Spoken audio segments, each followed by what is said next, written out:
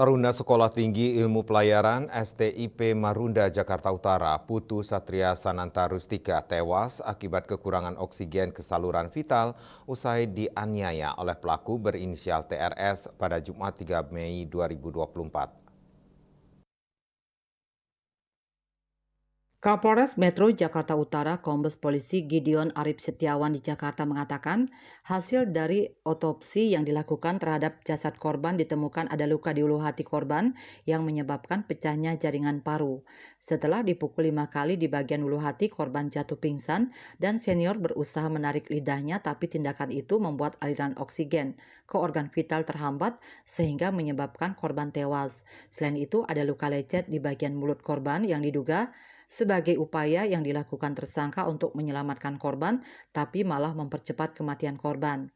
Ia mengatakan upaya penyelamatan tidak sesuai prosedur dan korban yang menderita pukulan sebanyak 5 kali dari tersangka berinisial TRS. Menurut dia, kejadian itu terjadi di salah satu toilet di kampus STIP. Saat itu ada 4 taruna tingkat 2 sebagai senior dan 4 taruna tingkat 1.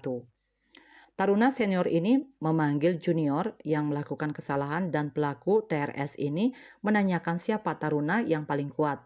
Korban lalu menjawab dirinya yang paling kuat karena sebagai ketua dari taruna junior. Menurut Kapolres, pelaku memukul korban sebanyak 5 kali di bagian perut, lalu korban jatuh dan pingsan. Polres Metro Jakarta Utara menetapkan taruna tingkat 2 STP berinisial TRS sebagai tersangka penganiayaan yang menyebabkan Putu Satriananta Rustika, 19 tahun, meninggal dunia. Ia mengatakan pelaku dijerat dengan pasal 338 Junto subsidiar pasal 351 ayat 3 Kitab Undang-Undang Hukum Pidana KUHP dengan ancaman pidana maksimal 15 tahun. KMB Bali Pos melaporkan.